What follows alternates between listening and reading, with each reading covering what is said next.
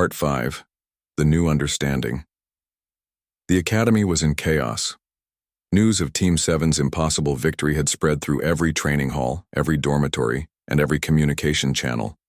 Students who had been training for years in traditional combat methods were questioning everything they thought they knew about warfare.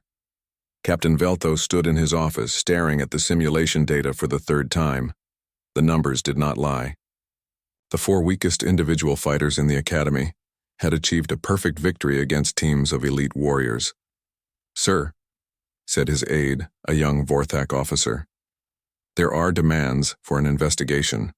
Many students believe the simulation was rigged or that Team 7 cheated somehow." "What does the technical analysis show?" Captain Velthos asked. "No equipment malfunctions, no rule violations, no external interference."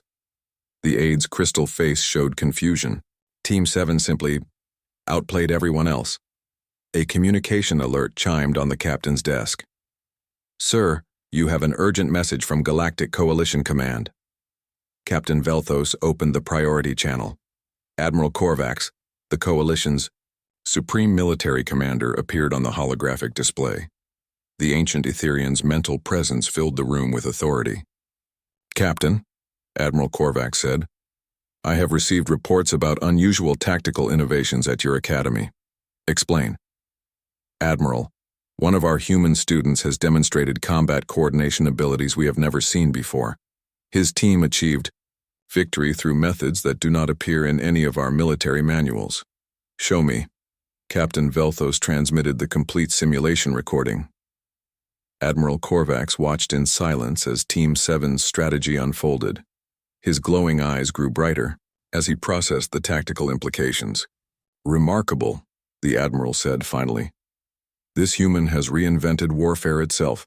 I want him transferred to the War College immediately." "Sir, he has only completed basic training." "Basic training is irrelevant.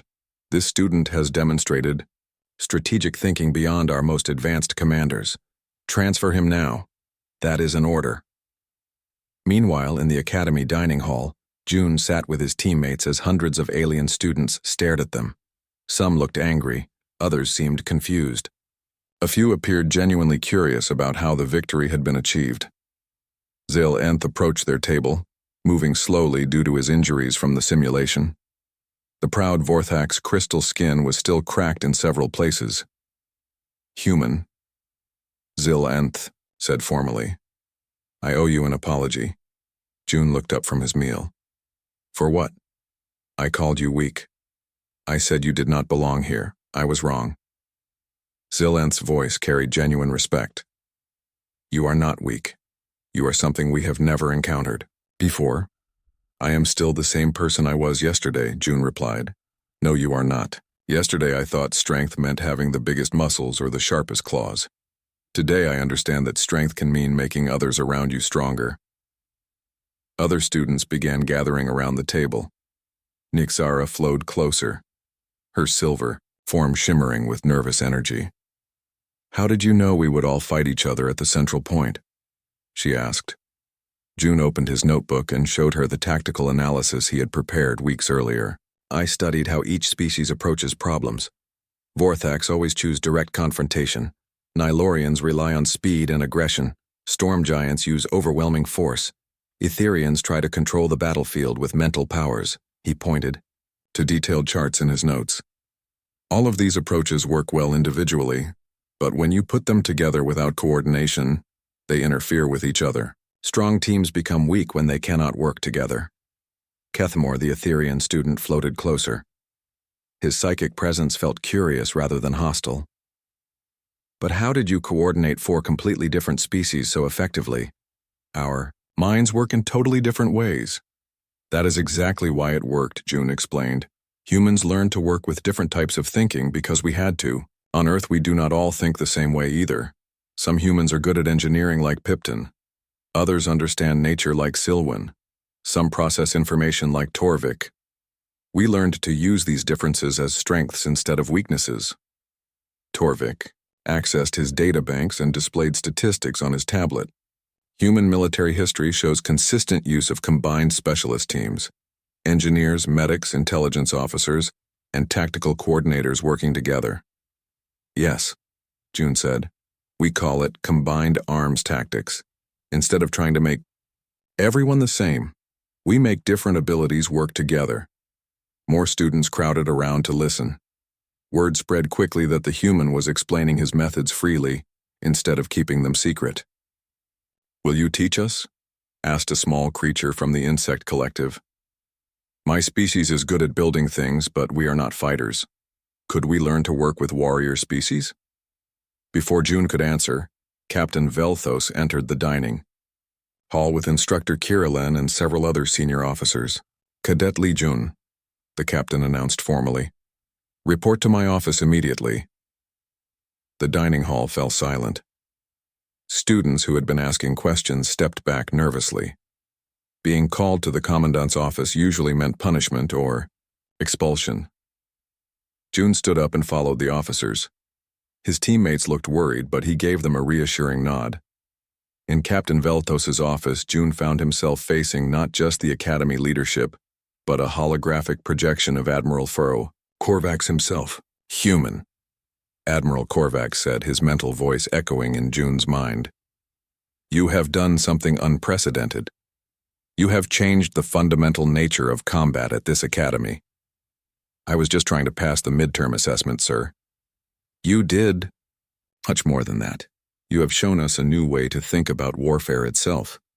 The Admiral's image leaned forward. Tell me, do you believe these coordination methods could work on a larger scale? June thought carefully before answering. Yes, sir, but only if different species are willing to trust each other and learn to work together. Explain. Most galactic military units are organized by species: Vorthak battalions, Nylorian scout wings, Etherian psychic divisions. Each unit is very good at what it does, but they do not coordinate well with units from other species.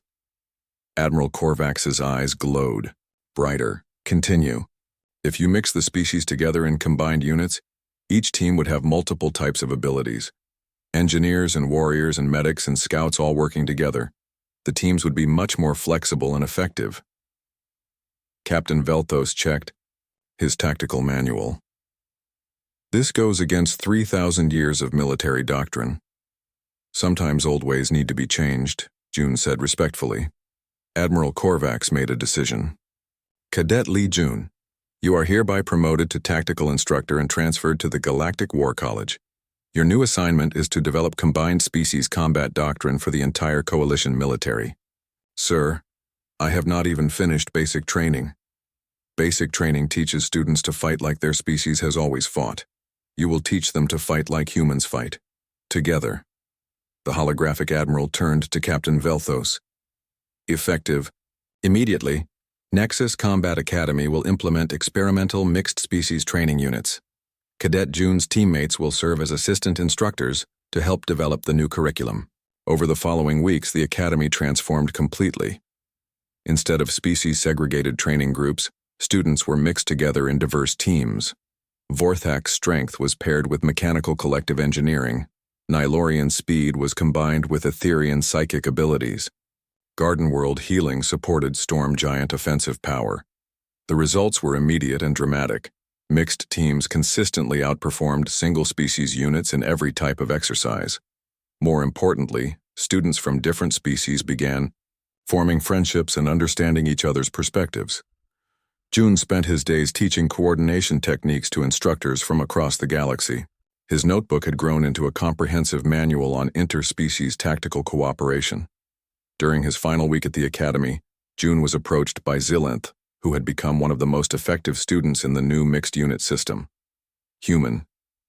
June, the Vorthak said, I have a question. What is it? When you first arrived, you said that humans adapt. We all laughed because we thought adaptation was what weak creatures do when they cannot fight. Yes, I remember. Zilinth's crystal eyes reflected deep thought. Now I understand. Adaptation is not what weak creatures do. Adaptation is what intelligent creatures do to become stronger than anyone else. June smiled. Now you are thinking like a human. At his graduation ceremony, June stood before the entire academy as Captain Velthos presented him with the newly created rank insignia of Supreme Tactical Coordinator. Cadet Lee June came to us as the physically weakest student we had ever accepted, Captain Velthos announced. He leaves as the most strategically gifted instructor we have ever produced. The captain turned to address all the assembled students. This human has taught us that true strength comes not from individual power, but from working together. He has shown us that diversity is not weakness, it is our greatest advantage. In his graduation speech, June looked out at hundreds of alien faces from dozens of different species, all looking at him with respect and admiration. 2 months had passed since June's first victory over Zilinth. The academy was buzzing with excitement about the upcoming midterm assessment. This was the biggest test of the year, a massive combat simulation that would determine which students advanced to elite training. Captain Velthos stood before all the cadets in the main assembly hall. His crystal voice echoed off the metal walls. "The midterm assessment will test everything you have learned," he announced. "You will be divided into random teams of 4. Each team must capture and hold 3 strategic points in our largest holographic city for exactly 2 hours." The holographic projector showed a complex urban environment with tall buildings, narrow streets, and multiple levels. It looked like a real city, complete with vehicles, civilians, and environmental hazards. "The simulation is completely realistic," Captain Velthos continued. "You will feel pain if you are shot. You will become tired if you run too much. If you are defeated, you will be removed from the exercise." June studied the projected city carefully. He could see choke points, high ground positions, and areas that would be easy to defend or attack. "Teams will be assigned randomly by computer," the captain said. "No student may request specific teammates." A large screen displayed the team assignments. June looked for his name and found it near the bottom. His teammates were 3 aliens he had never worked with before. Team 7 consisted of Lee June, Human; Pipton, Mechanical Collective; Silwen, Garden World; Torvik, Archive Planet. June looked around the hall to find his teammates. This was not going to be easy. The Mechanical Collective were small engineering creatures good with technology but not fighters. Garden World beings were peaceful healers who avoided violence. Archive Planet dwellers were researchers who spent their time studying books.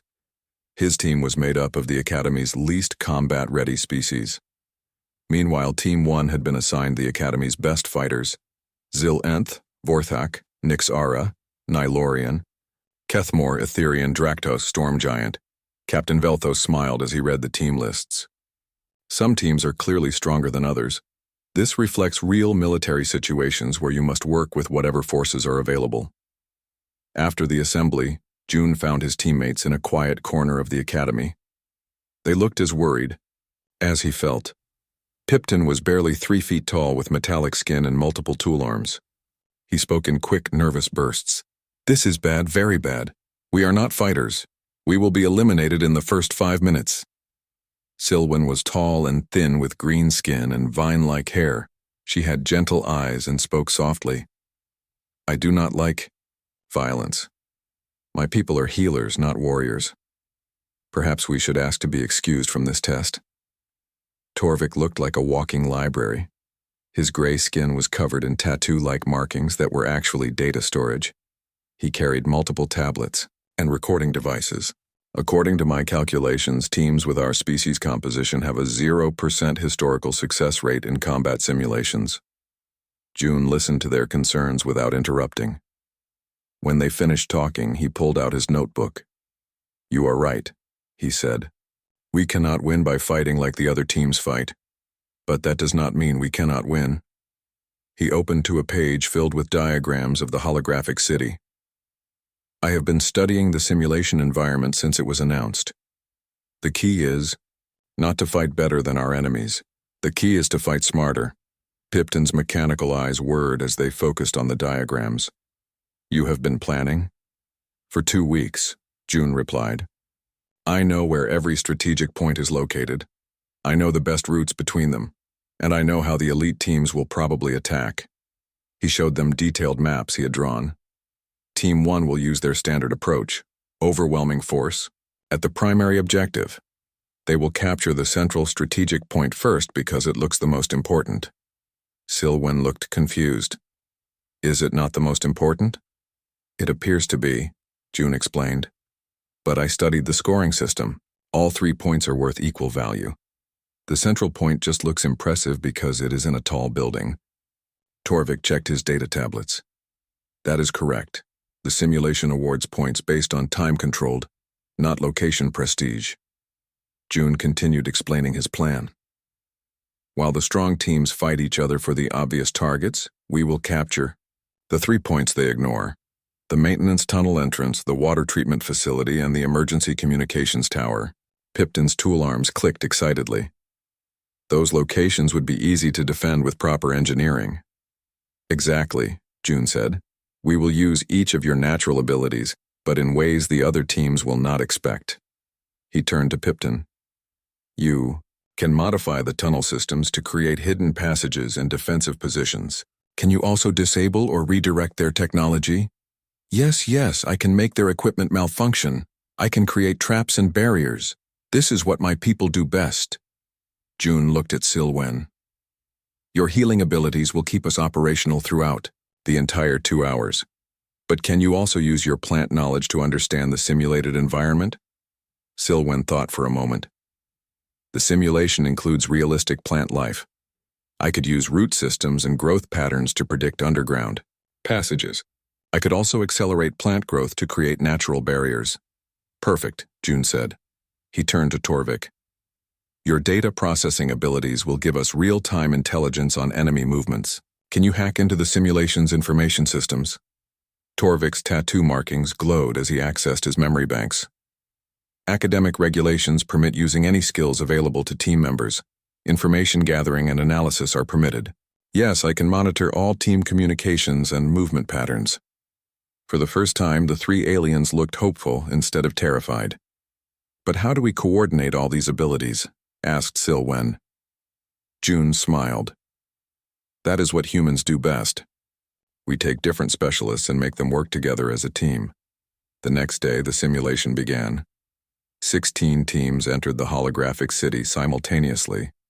Most teams immediately rushed toward the central strategic point, just as June had predicted. Team 1, led by Zilenth, charged straight up the main street with overwhelming force.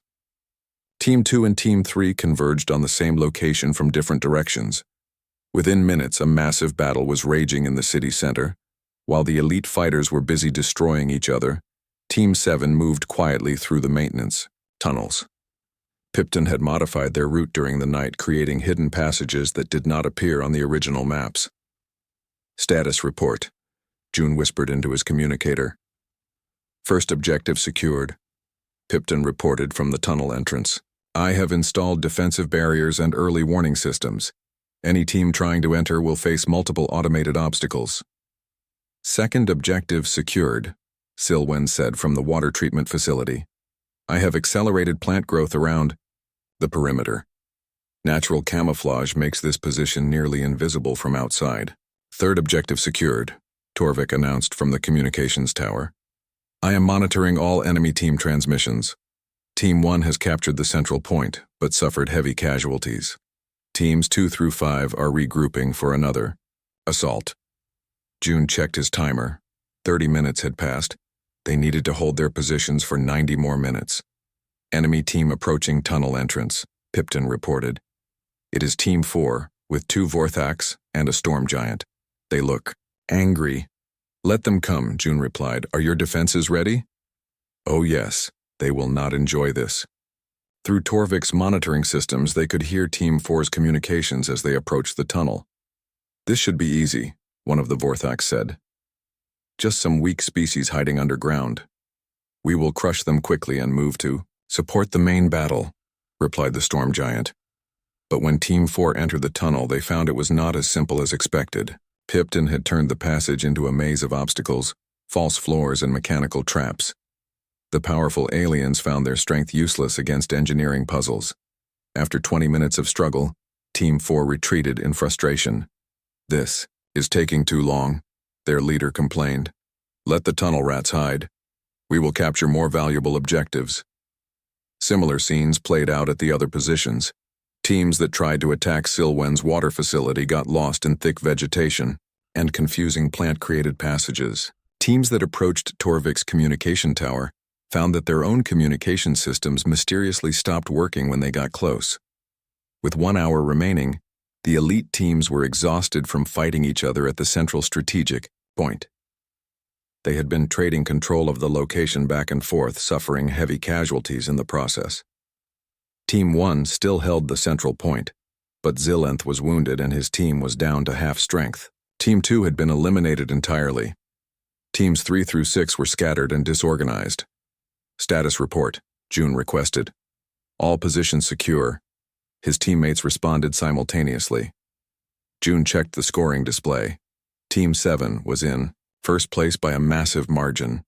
They had controlled 3 strategic points for over an hour without losing a single team member.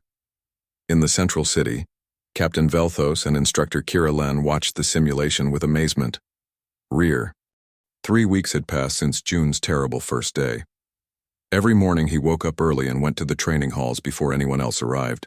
Every night, he stayed late studying combat videos and alien biology files. The other students thought he was just trying harder because he was weak.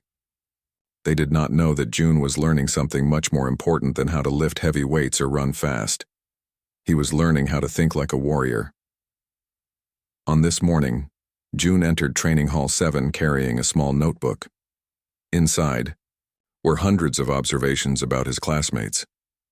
He had written down how each species moved, how they attacked, and most importantly, how they made mistakes. Instructor Kira Len was setting up training equipment when she noticed June's notebook. "What are you writing in there?" she asked. "Notes about fighting techniques," June replied. Kira Len looked curious. "Show me." June opened the notebook to a page about Vorthak warriors. It was covered with detailed drawings and observations. "Crystal. Skin is strongest on arms and chest," he had written. "Weaker at joints, knees, elbows, neck. Movement is slow when turning. Cannot bend spine easily. Relies on forward attacks." Kira Len read more pages. There were similar notes about every species in the academy. Nylorian speed patterns, Etherian, concentration requirements, even detailed observations about how different aliens breathe during combat. "This is very detailed," Kira Len said. "Why do you study fighting styles you cannot copy?" "Because I do not need to copy them," June answered. "I need to understand them." Before Kira Len could ask more questions, other students began arriving for morning training. Zilenth entered first, as usual. The young Vorthak had made tormenting June into a daily routine. "Look, the human is still here," Zilenth announced, loudly. "I thought you would have quit by now." "I am still learning," June said calmly. "Learning to fail?" Zilenth laughed. "You cannot even lift half the weight I can manage. You move like a slow, weak creature. Would you like to practice combat with me today?" June asked. This surprised everyone. For 3 weeks, June had avoided sparring matches. He always found excuses or volunteered to hold equipment instead of fighting. Zilenth's crystal eyes gleamed with excitement. "Finally, yes, human, I will show you what real combat looks like." Other students gathered around to watch. Word spread quickly through the academy communication system. Within minutes, dozens of aliens crowded into Training Hall 7 to see the human get destroyed by a Vorthak warrior. Instructor Kira Len looked worried. "Are you sure about this, June? Zilenth is much stronger than you." "I understand," June replied. "But I would like to try." The sparring area was a circle 20 feet across with soft mats on the floor. Students could use any fighting technique except those that would cause permanent injury. The match would end when one fighter could not continue or surrendered. Zilenth entered the circle confidently. His crystal skin caught the light as he flexed his massive arms. He was nearly 3 times June's weight and twice his height. "This will be over quickly," Zilenth said. "Try not to break too badly, little human." June stepped into the circle and took a simple fighting stance. He looked tiny compared to the Vorthak warrior. The watching aliens began making bets on how long the human would last. Most guessed less than 10 seconds. "Begin," called Instructor Kirillin. Xylanth charged forward immediately, just as June had predicted. Vorthax always attacked straight ahead with overwhelming force. It was their species' preferred fighting style. But instead of trying to block or dodge aside, June did something unexpected. He dropped to the ground and rolled directly toward Xylanth's feet. The surprised Vorthak tried to stop his charge, but his heavy body had too much momentum. He stumbled forward as June rolled between his legs. As June came up behind the off-balance Vorthak, he struck quickly at a specific spot on Xylanth's knee joint. It was a place where the crystal armor was thinnest, just as his notes had indicated. Xylanth's leg buckled. He crashed to the mat with a sound like breaking rocks. The watching crowd fell silent. Xylanth rolled over, confused and angry. "Lucky shot," he growled. "Let us continue." He got back up and charged again. This time he was more careful, but he still used the same basic attack pattern. Vorthax were not taught to vary their techniques much.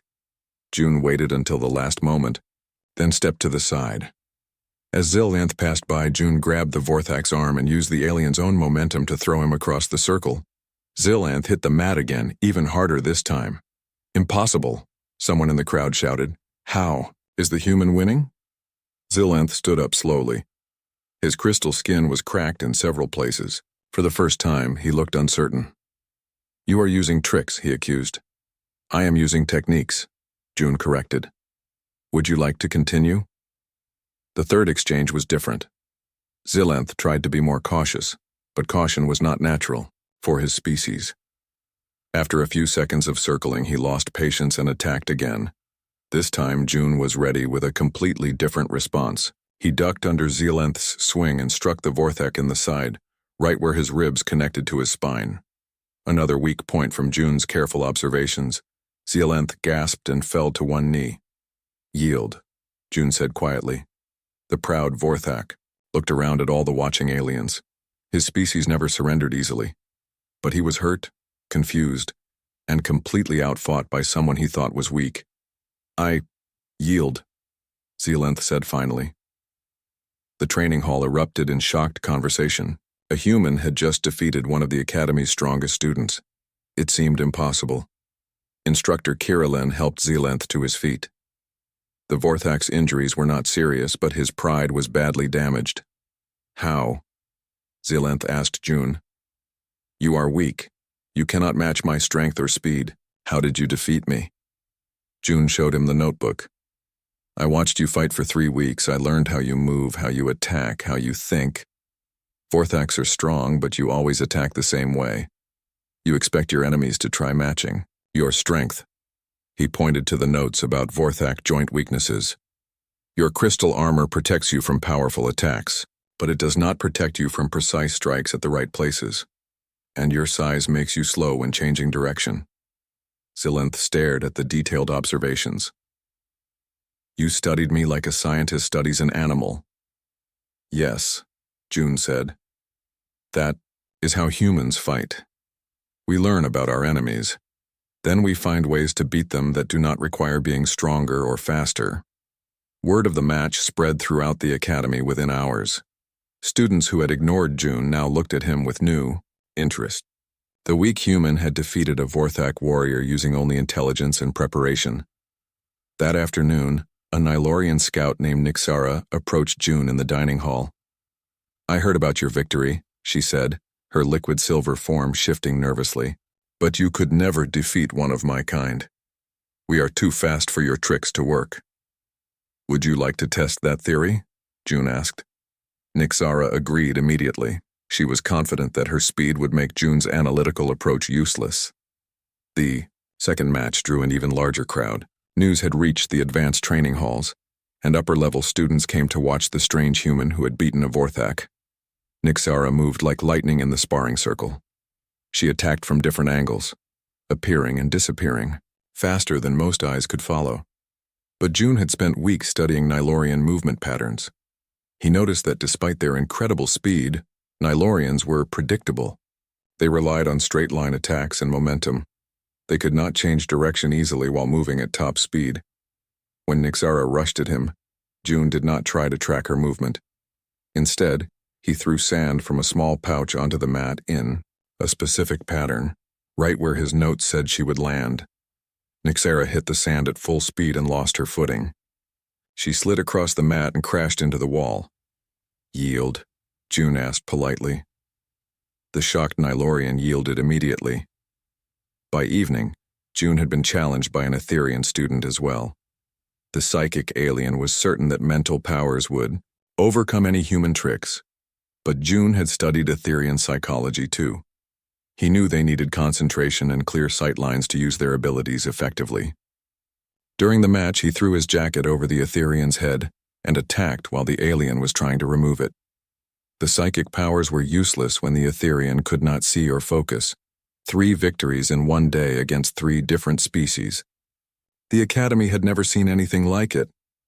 That night, Instructor Kirilen found June in the library reading more files about alien combat techniques. "You have surprised everyone today," she said, "including me." "I am still learning," June replied. "These victories were just the beginning." "What do you mean?" June looked up from his reading. "I beat them one at a time, using their individual weaknesses. But real combat is not one-on-one duels. Real combat involves teams and complex situations." He pointed to his notebook, which now had hundreds of pages. "I need to understand how different species work together, how they think as groups, how they make decisions under pressure." Kirilen realized something important. The human was not just learning to fight individual aliens. He was learning to understand the alien mind itself. Dawn came too early at the Academy. June woke up to loud alarms echoing through the metal corridors. He had barely slept. His room was small and cold, built for beings much larger than humans. The bed was too big and the ceiling was too high. He dressed quickly in the training uniform they had given him. It was also too big. The sleeves hung past his hands and the pants dragged on the floor. Even the Academy's smallest size was made for aliens bigger than humans. The dining hall was massive and loud. Hundreds of alien students sat at long tables, eating foods that looked nothing like anything from Earth. Some aliens ate raw meat. Others consumed glowing liquids. A few seemed to absorb energy directly from crystals. June found a table in the corner and sat alone. His breakfast was a nutrition bar that tasted like cardboard. Around him, conversation stopped as aliens noticed the small human sitting by himself. "Look at the tiny one," said a voice behind him. June turned to see a young Vorthak approaching. This one was smaller than Captain Velthos, but still twice June's size. Crystal spikes ran along its arms and back. "I am Zilenth," the Vorthak said. "I heard you are the famous human. You do not look very dangerous." Other students gathered around to watch. June counted 6 different species, all staring at him with curious eyes. "I am Li June," he replied quietly. Zilenth laughed, a sound like rocks falling down a mountain. "Tell me, tiny human, what will you do when I hit you? Will you break into pieces?" "I will try not to get hit," June answered. This made the aliens laugh louder. A Nylorian scout flowed closer. "How can you avoid what you cannot see coming? Watch this." The Nylorian moved so fast it seemed to disappear. One moment it was standing 5 feet away. The next moment it was right next to June. Its silver hand touched June's shoulder. "I could have killed you 3 times before you even saw me move," the scout said. An Etherian student floated over, glowing with blue light. "Physical speed means nothing. Watch this, human." June's breakfast tray suddenly lifted into the air. It spun in circles above his head before gently landing back on the table. He had not seen the Etherian move at all. "Mind power is the greatest weapon," the Etherian said. "Your primitive brain could never learn such abilities." More students gathered around. Soon June was surrounded by a crowd of aliens, all eager to see the weak human. Someone started recording with a holographic camera. "Show us what humans can do," demanded Zilenth. "Surely your species has some special ability." June stood up slowly. He looked around at all the alien faces watching him. They expected him to do something amazing. They wanted to see claws appear or watch him move super fast or lift heavy objects with his mind. "Humans adapt," June said simply. The crowd waited for more. When nothing happened, they burst into laughter again. Adapt? Zylanthe said. That is not a superpower. That is what weak creatures do when they cannot fight. The crowd began to break up, disappointed. As they walked away, June heard them making jokes. The human's great power is adapting, one said. Maybe it will adapt into something useful, said another. June finished his breakfast alone and headed to his first class. Training Hall 7 was divided into sections for different types of exercise. Instructor Kira Len stood in the center, waiting for her students. Besides June, there were 5 other beings in the remedial group. Today we begin with basic fitness tests, Kira Len announced. These will show us your current abilities. Do not be ashamed if you perform poorly. Everyone starts somewhere. The first test was lifting weights. The machine started at 50 pounds and went up from there. June stepped up to try. He managed to lift the starting weight easily. 100 pounds was harder, but possible. At 150 pounds, his arms began to shake. At 200 pounds, he could not lift the bar at all. Zylanthe had followed the class to watch. When June failed at 200 pounds, the young Vorthak stepped forward. Let me show you real strength, Zylanthe said. The crystal-skinned alien grabbed the bar and lifted 500 pounds like it weighed nothing. Then he added more weight. 800 pounds, 1,000 pounds, 1,500 pounds. Finally, he stopped at 2,000 pounds, breathing easily. This is why Vorthaks are the greatest warriors in the galaxy, Zylanthe announced. We are strong enough to crush any enemy. The speed test came next. Students had to run through an obstacle course as fast as possible. June tried his best, jumping over barriers and crawling under obstacles. His time was 3 minutes and 40 seconds. The Nylorian scout took its turn next. It flowed through the course like liquid mercury, changing shape to fit through tight spaces and moving faster than June could follow. Its time was 12 seconds. Speed is life, the scout said. If you cannot move fast, you are already dead. The final test was mental ability. Students had to move objects using only their minds. June stared at a small metal ball for 10 minutes. Nothing happened. The ball did not even twitch. The Etherian student made the same ball dance in the air like it was alive. It spun in complex patterns and changed colors while floating. Other objects around the room began moving too, creating a beautiful display of flying shapes. The mind is the ultimate weapon, the Etherian said. Matter obeys those with sufficient mental discipline. Instructor Kira Len recorded all the results on her tablet. June's scores were the lowest in every category. He was weaker than everyone else. He was slower than everyone else. He had no mental powers at all. These scores will determine your training schedule, Kira Len explained. Those with higher abilities will advance to intermediate classes. Others will remain here for additional basic instruction. She looked directly at June. Some students may need to consider alternative career paths. The galaxy needs engineers, diplomats, and researchers. Not everyone can be a warrior. After class, June walked back to his room feeling defeated. In the corridors, other students pointed at him and whispered. Word had spread quickly about the human's poor performance. Someone had posted his test scores on the Academy's information network. His lifting numbers, his running time, and his complete failure at mental tasks were now public knowledge. Comments from other students filled the screen. Weakest cadet ever recorded.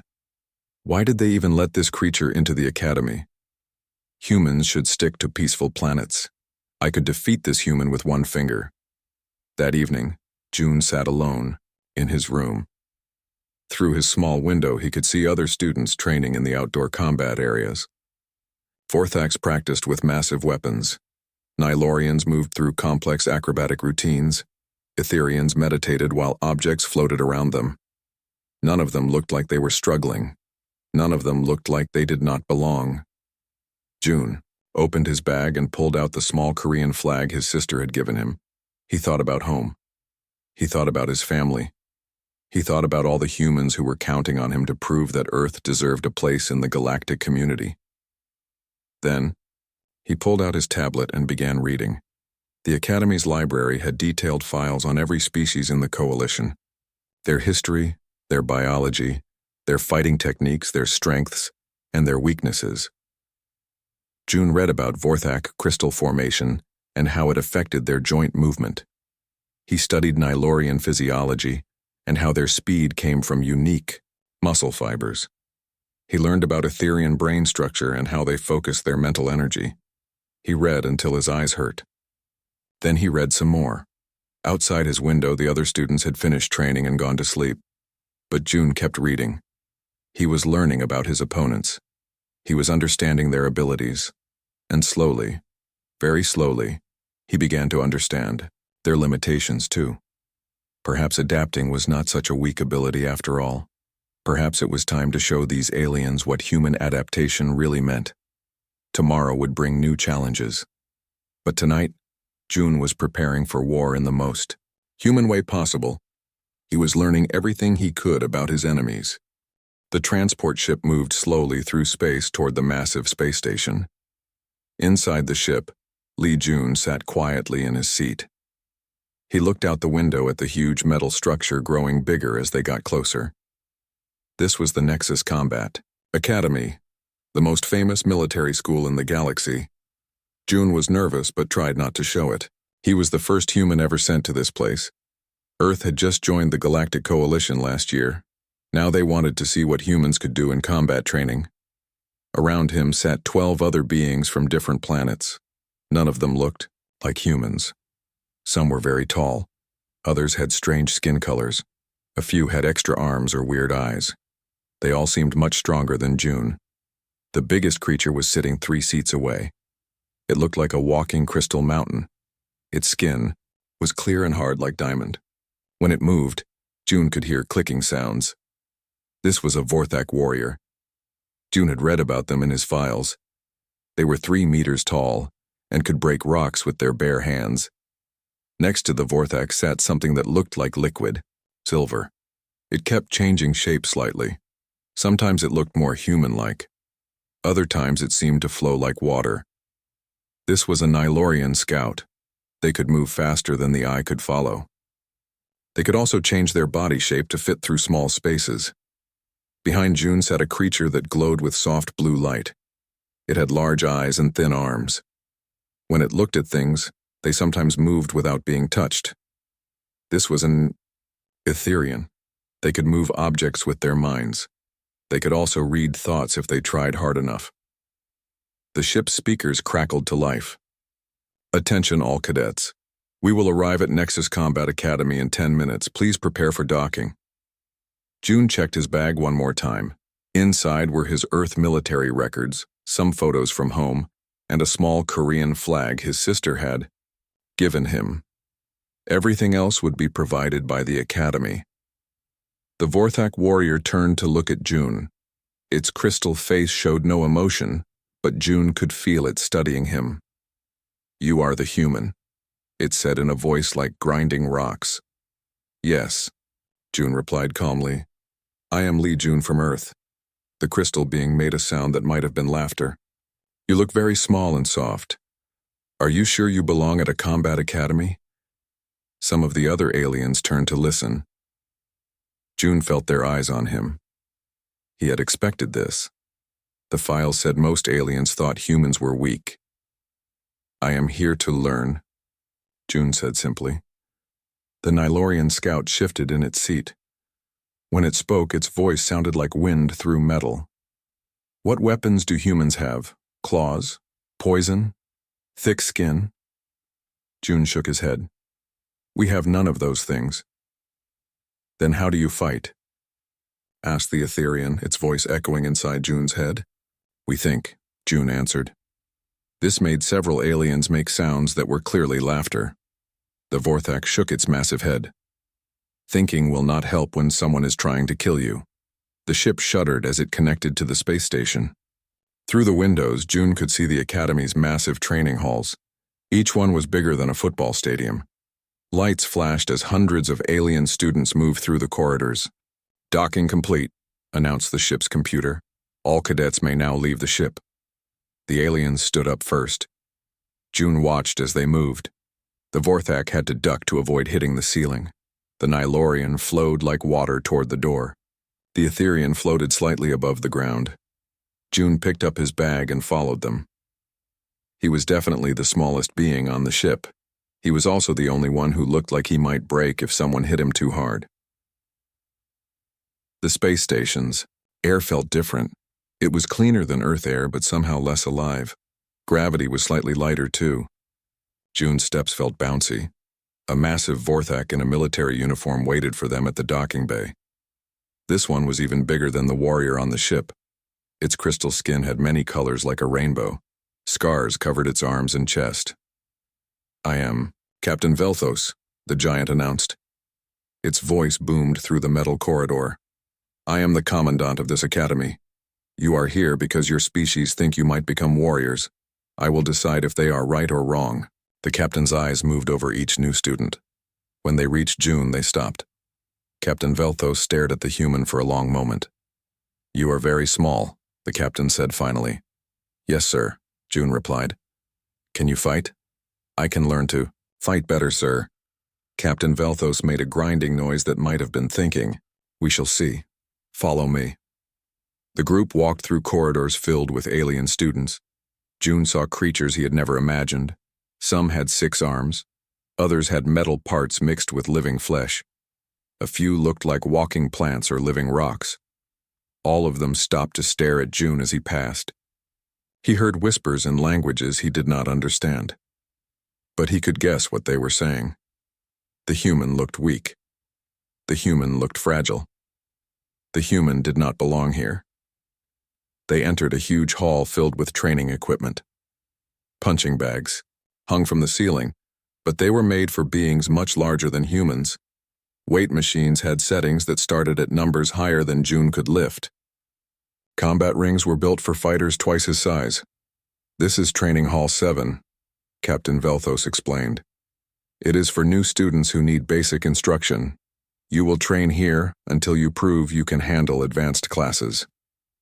The captain pointed to a smaller area in the corner. "That section is for species with special needs, beings who are not strong enough for regular training." June understood. They were putting him with the weakest students. "Instructor Kiralen will handle your group," the captain continued. "She has experience with difficult cases." A new alien approached them. This one was tall and thin with pale blue skin. Her eyes were large and completely black. When she looked at June, he felt like she was seeing inside his mind. "I am Kiralen," she said. Her voice was soft but somehow reached every corner of the hall. "I will be teaching the remedial combat group." "Remedial?" asked one of the other new students. "Basic, training for those who need extra help," Kiralen explained. "Some species are not naturally built for combat. We help them find other ways to contribute." June felt heat rise in his cheeks. They thought he needed special help because he was weak. Captain Velthos turned to address all the new students. "Tomorrow you will begin your first trials. We will test your strength, speed, and fighting ability. Based on these tests, you will be placed in the proper training groups." The captain's crystal eyes found June again. "Some of you may discover that warrior training is not for you. The galaxy needs many different types of beings. Not everyone can be a fighter." With that, Captain Velthos walked away. His heavy steps echoed through the training hall. Instructor Kiralen gathered the new students around her. "You will each receive room assignments and class schedules. Training begins at dawn tomorrow. Rest well tonight. You will need your strength." As the group broke up, June heard the Vorthak warrior from the ship talking to another student. "The human will not last 1 week," it said. "Look how small and weak it is. The first combat trial will send it home." June picked up his room assignment and headed toward the dormitories. Other students moved around him, all bigger, all stronger, all more impressive than one human from Earth. But as he walked, June was thinking. He observed how each species moved. He noticed their strengths and their habits. He began to wonder about their weaknesses too. Tomorrow would bring the first trials. Everyone expected him to fail. Maybe they were right. But June had not come here to meet expectations. He had come here to learn. And learning, he thought, was something humans did very well indeed.